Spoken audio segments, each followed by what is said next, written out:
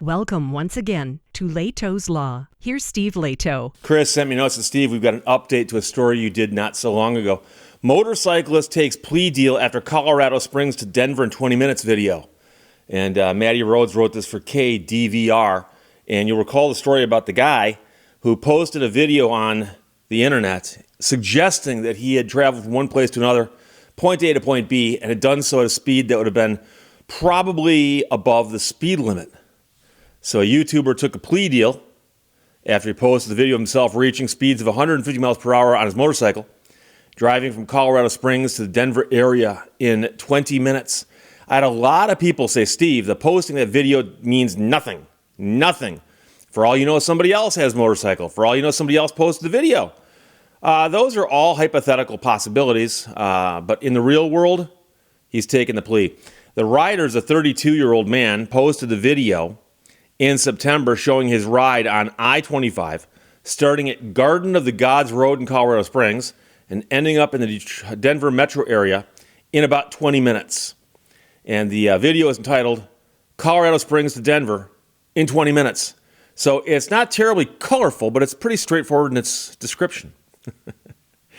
Colorado State Patrol issued a warrant for the arrest in January on charges of menacing, engaged in a speed contest, reckless endangerment, reckless driving, speeding 40 over, and engaged in an exhibition of speed and vehicle with no number plates. I'm not sure if they got that from the video or elsewise. I don't know. But I can tell you that I remember at the time saying, if nothing else, it's reckless driving. And some people would say, but Steve, how bad is that? Oh, in some states it's really bad. But in most states it's pretty bad. Meaning that, like in Michigan, where I think it's just pretty bad, you can get jail time. And you'll lose your license for 6 months. And you'll pay a big fine. But you're entitled to a jury trial, because that's how serious it is. Now here, engaged in a speed contest. That's an interesting one. Because most people think of speed contests as like drag races. Two guys pull up to a light, and they look at each other, and the light turns green, they both stomp on the gas. Okay, I've heard about that in songs by Jan and Dean and the Beach Boys. But I always thought speed contest, when I first thought about it, was, a race against someone else. I realized later that a speed contest could be you against the clock. So you can engage in a speed contest by yourself. Now, the exhibition of speed is pretty obvious. No number plates, obvious. Reckless endangerment, you understand that although most motorcycle car accidents, the motorcycle comes out worse than the car does. If you're zooming through traffic at $1.50, as I like to say, you are causing a hazard to other drivers on the road.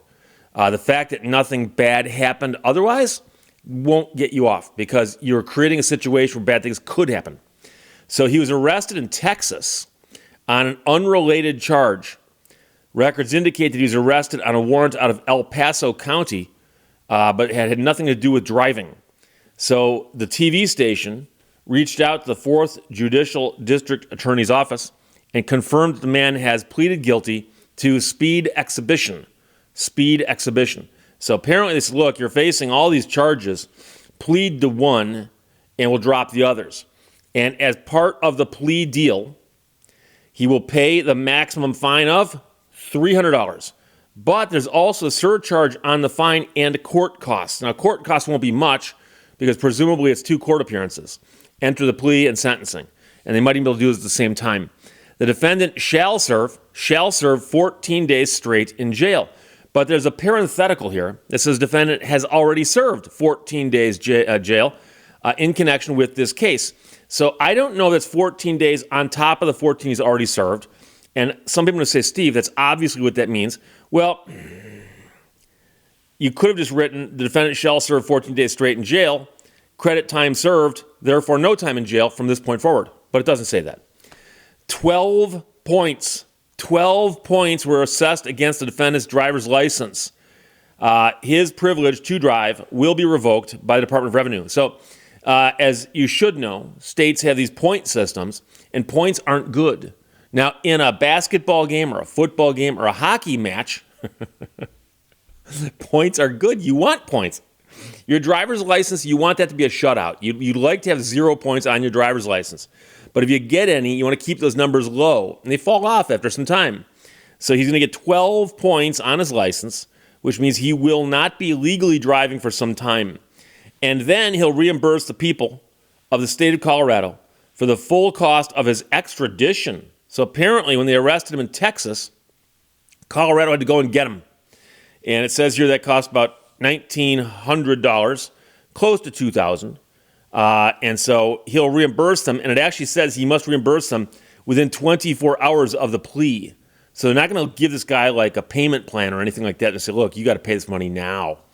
So DA's office said the agreement will go into place at the next hearing, which is set for April 23rd. So about 3 weeks down the road, this guy's going to go into court, and I suspect the DA is going to stand up and say, Your Honor, we've had an opportunity to converse with the defendant. Don't know if he's got counsel or not, but we've struck a deal. And he had been charged with all these different driving violations, but in exchange for us dismissing all but one, he will plead to the one. And we've even agreed on what the punishment's going to be. And so in case you're curious, a court will look at that and ask if that is a fair resolution to the situation. And a court could look at this and say, well, don't think this is enough. He should plead to more.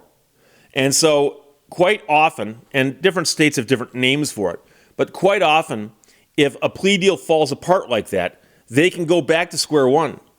And so the guy can often withdraw his plea deal if the judge doesn't accept the entire package.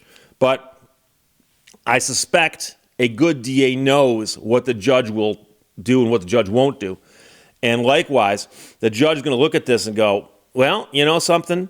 He's losing his license for a while. He's paying a bunch of money. Got those 14 days in jail. Actually got dragged back and forth between here and Texas. So he's been through quite a bit. And let's take a look at this and go, something? What he did was a stunt that lasted 20 minutes. And luckily nobody got hurt. And so is this a fair deal? And it sounds to me like it is. So again, I'm not a judge. I don't want to be a judge. I don't want to be a judge. But if I was a judge, I'd look at this and go, DA, you like this offer? Defendant, you like this offer? Okay, tell you what, the offer stands. We accept your plea. Now go and meet with whoever's going to take care of all this stuff for you. Because quite often there's a department in the courthouse, it's often probation, that oversees taking care of these kinds of matters after the fact.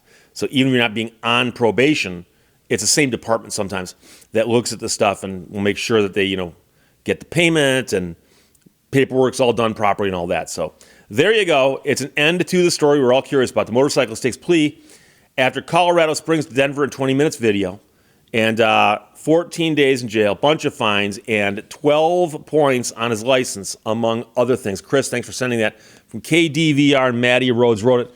Questions or comments, put them below. Let's talk to you later. Bye-bye. Thank you for watching Lehto's Law. My idea of housework is to sweep the room with a glance.